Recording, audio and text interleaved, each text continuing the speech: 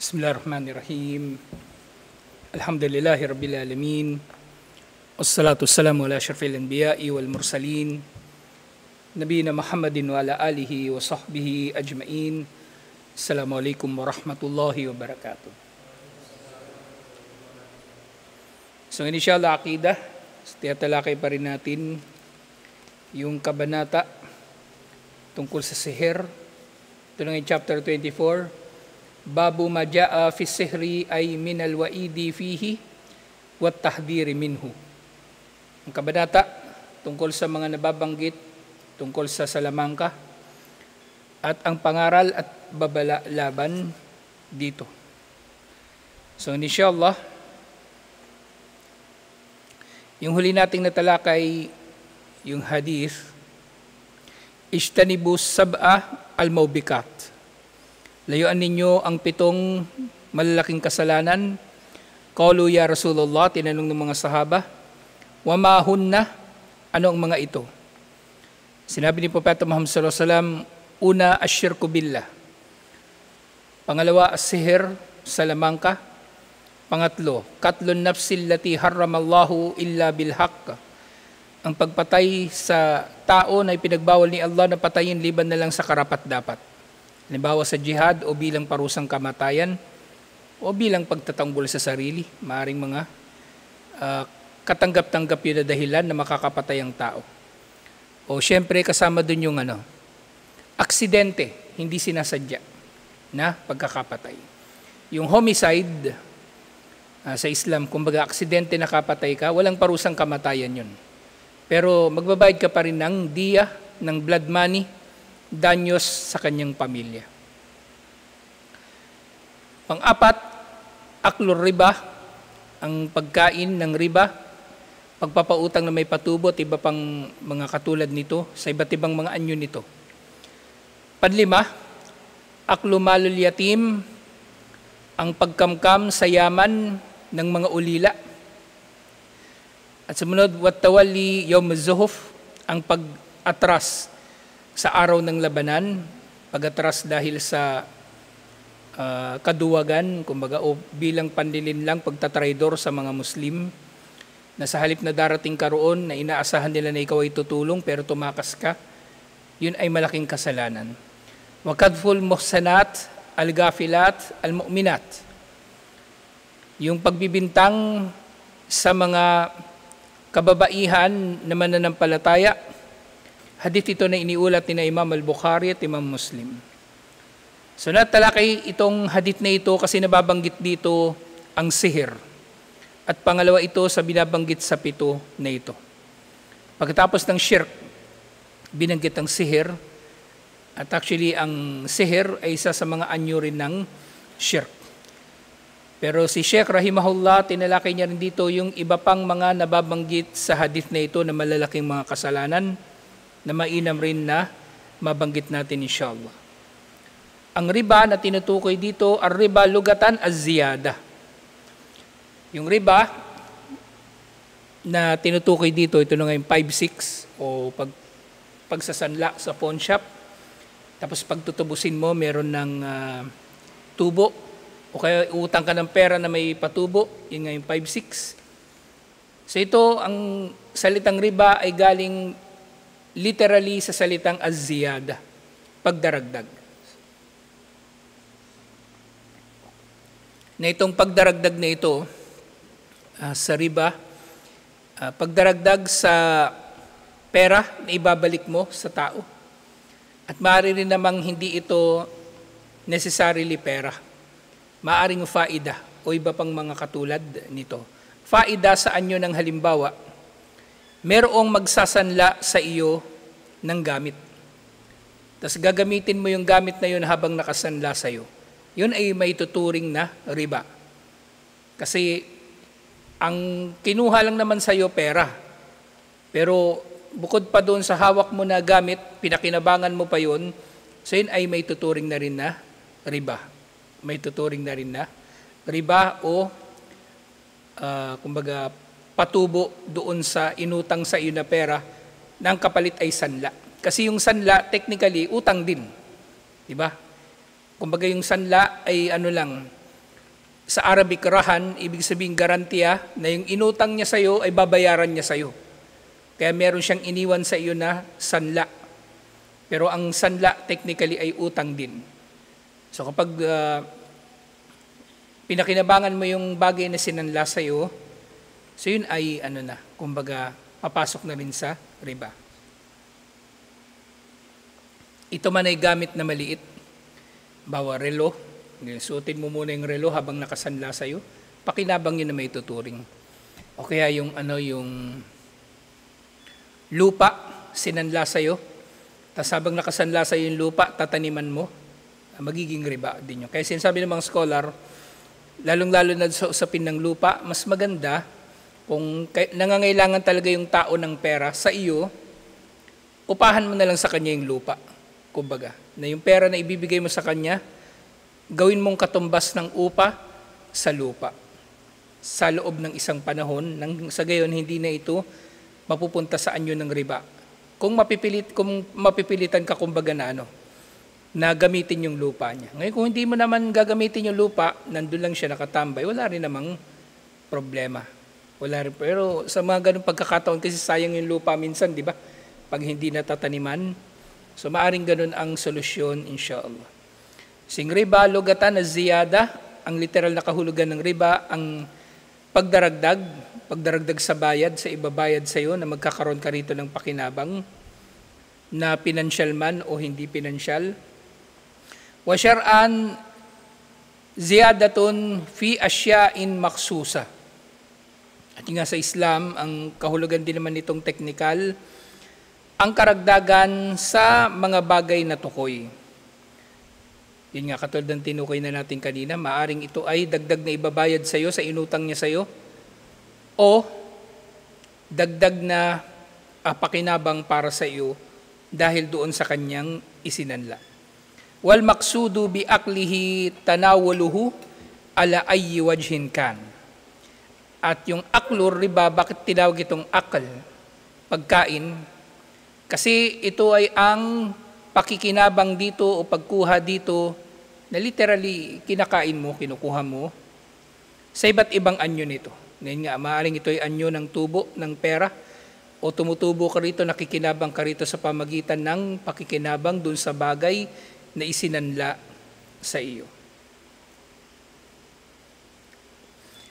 Gayun din dinagdag ditong usapin, mal muradu bi akli malil yatimi walimada abbara o limada ubbira bil akli. So yung aklu malil yatim, bakit din naman ito tinawag na akal? Bakit tinawag din ito na pagkain? Kasi literal na translation na aklu malil yatim, pagkain sa yaman ng ulila. Katulad doon sa aklu riba, pagkain ng riba, ito naman aklu malil yatim, pagkain sa yaman ng ulila. Wal muradu bi akli malil yatimi at taaddi fihi dulman. Ang tinutukoy na aklu malil yatim, ito ay ang pagkuha ng yaman ng ulila ng mayroong pang-aapi. Pagkuha ng yaman ng ulila na mayroong pang-aapi, ibig sabihin, kakamkamin mo talaga yung kanyang yaman ng buo, na wala siyang pakikinabangan talaga rito, maaaring mangyari yun. O kakamkamin mo ito ng unti-unti. At nangyayari rin yun. Lalong-lalo na sa kalagayan ng mga nangangalaga sa mga ulila. Bawa, di ba? Sample lang. Meron kang kapatid na matay. Meron siya mga anak. Si mga pamangkin mo ngayon, kinupkup mo. Tapos yung kapatid mo, meron siyang ipinamana na yaman doon sa mga pamangkin mo. Yaman nila yon. Pero ikaw, inisip mo, ikaw naman yung magpapalaki doon sa mga bata, kinamkam mo na yung yaman nila. Kinamkam mo na yung yaman nila. So yun ay aklo malil yatim na maituturing pa rin. Pero, kung halimbawang gagawin ng tao na kukuha lang siya, kasi halimbawa mahirap ka rin naman, hindi ka rin naman kumikita ng malaki para matustusan yung mga pamangkin mo na napunta sa pangangalaga mo. Tapos kukuha ka lang doon sa yaman nila ng sapat bilang pagkain nila. Pwede naman, walang problema. Pero huwag ka lang kukuha ng sobra-sobra. Kumbaga, kukuha ka pa ng talent fee. Kuha ka pa ng per oras yung singil mo doon sa mga bata na kumbaga inoorasan mo kada araw sumusweldo ka ng 500, kukuha ka rin ng 500 doon sa pera ng bata bukod pa doon sa kinukuha mo na pampakain sana sa kanila. So yun ay magiging aklumalil yatim pa rin. Pero yung kukuha ka lang ng sapat, inshallah, hindi siya magiging pagkamkam sa yaman ng ulila. Wa ubbira bil akli li annahu a'ammu wujuhul intifa. At tinawag itong akil katulad dun sa riba dahil ito ay kumbaga tumutukoy sa iba't ibang mga anyo ng pakikinabang sa yaman ng ulila. So ganun din sa riba, kaya ito tinawag na aklur riba dahil ito ay tumutukoy sa lahat ng uri ng pakikinabang sa pera ng tao.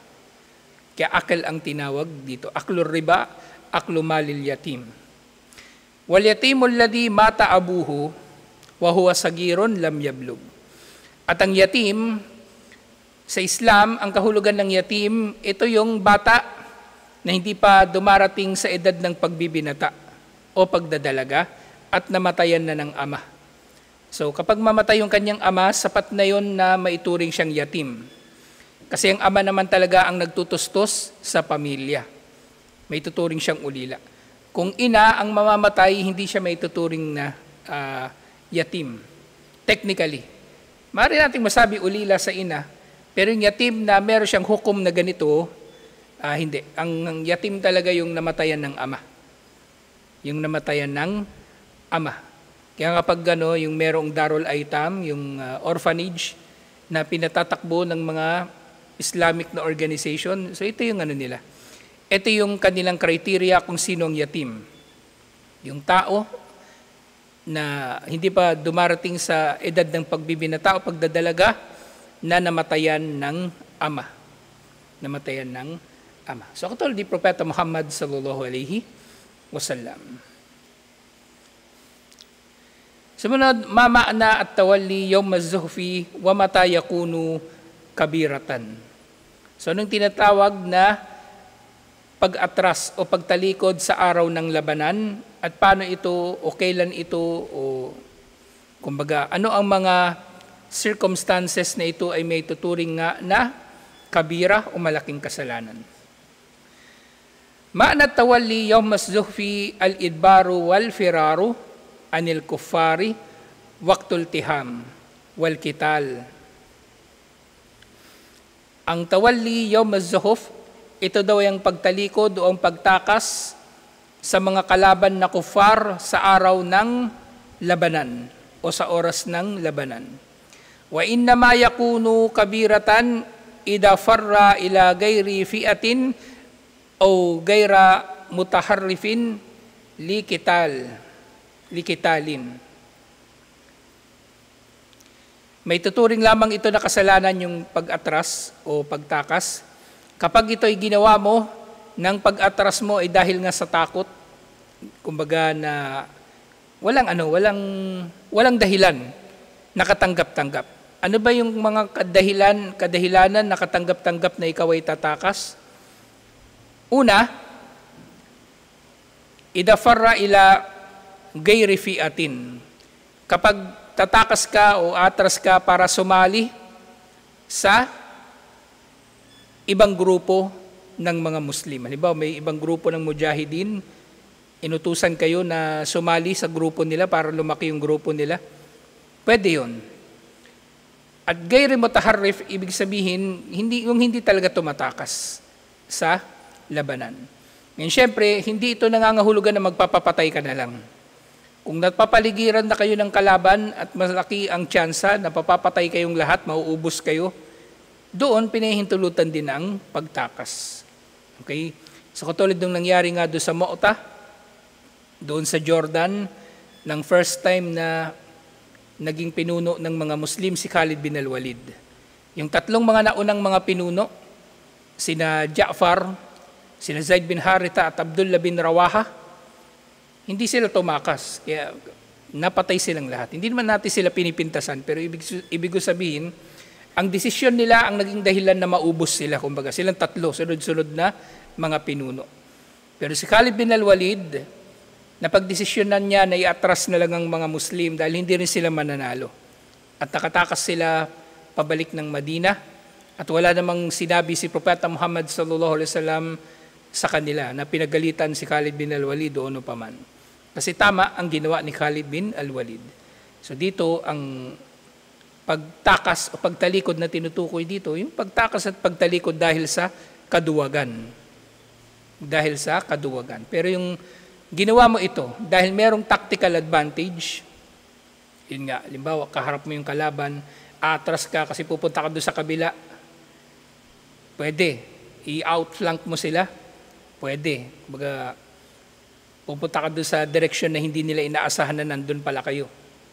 O kaya, atras kayo, sasali kayo sa ibang grupo, pwede. Atras kayo kasi mauubos na kayo, pwede. Ang pinagbabawal lang talaga yung tatakas dahil sa kaduwagan o takot sa kalaban nang walang dahilan. Walang dahilan. So merong aya sa Quran, sabi ito, na nababanggit ito. Ito sa Suratul Anfal, verse 16. Sinabi ni Allah, وَمَنْ يُوَلِّهِمْ يَوْمَئِذٍ دُبُرَهُ إِلَّا مُتَحَرِّفًا لِقِتَالٍ أَوْ مُتَخَيِّرًا إِلَى فِئَةٍ فَقَدْ بَاءَ بِغَضَبٍ مِّنَ اللَّهِ وَمَأْوَاهُ جَهَنَّمُ وَبِئْسَ الْمَصِيرُ. So napingan natin itong aya na ito. So sino man daw yung tumalikod sa mga kalaban sa araw ng labanan nang hindi sa layunin na kumbaga sumali sa iba pang grupo ng mga Muslim o kaya ay hindi sa layunin na kumbaga gumawa ng isang taktika na matatalo nila yung kalaban, sila daw ay magkakamit ng galit ni Allah. At ang kanyang magiging tahanan ay ang impyerno at ito ay napakasama na hantungan. So dito, yung unang aya na nauna sa kanya, yung 15, verse 15, Ya ayyuhalladhina amanu idza laqitumul ladhina kafaru zahfan fala tuwalluhumul adbar. O mga nanampalataya, kapag nakasagupan ninyo ang mga kalaban sa labanan, ay huwag kayong tatalikod sa kanila. Ibig sabihin, tatalikod na aatras, tatakas sa labanan. At ito na nga yung aya na binanggit dito, وَمَنْ يُوَلِّهِمْ يَوْمَئِذٍ دُبُرَهُ إِلَّا مُتَحَرِّفًا لِقِتَالٍ أَوْ مُتَحَيِّزًا إِلَى فِئَةٍ. Sino man ang umatras o tumakas sa araw na iyon, liban na lang na ito ay bilang taktika o upang umatras. Atras, ibig sabihin, maaaring sasali ka sa ibang grupo, o kaya atras ka kasi mauubos na kayo, masyadong malakas ang kalaban, pwede yun. Pero kung hindi, faqad ba'a bighadabin minallah wa ma'wahu jahannam. Ang sino mang tatakas ng walang dahilan ay magkakamit ng galit ni Allah at ang kanyang hantungan ay ang impyerno at napakasamang hantungan nito. Wa bi'sal masir. At yung sumunod na aya, falam taktuluhum walakin Allah katalahum. So pinapaalala ni Allah na sa bawat labanan, kayong mga Muslim, hindi kayo ang pumapatay sa kalaban, bagkus si Allah ang tunay na pumapatay sa kalaban. Wa ma ramaita id ramaita. At ikaw ay hindi naghagis ng anumang sibat o pana, liban na lamang na si Allah talaga ang naghagis nito. Walakin Allah rama. Waliyubliyal mu'minina minhu balaan hasana, na sa pamagitan nito ng mga labanan na ito, ay sinusubukan ni Allah ang mga mananampalataya ng mabuting pagsubok. Inna Allah sami'un alim. Tunay na si Allah ang nakaririnig at naka-aalam. So ito yung kabuuan ng serye ng mga aya na yun. So malinaw sa instruction ni Allah na ipinagbabawal ang pagtakas sa labanan ng walang kadahilanan.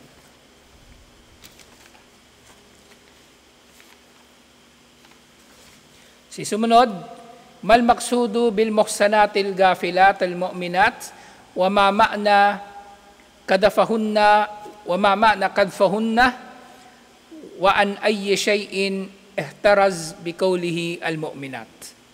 So nung tinutukoy dun sa muhsinatul gafilat al mu'minat. So sinabi ni Sheikh rahimahullah, al muhsinatu bi fathi sad, muhsanat pala, al muhsanatu bi fathi sad, an nisa al mahfudat min az-zina.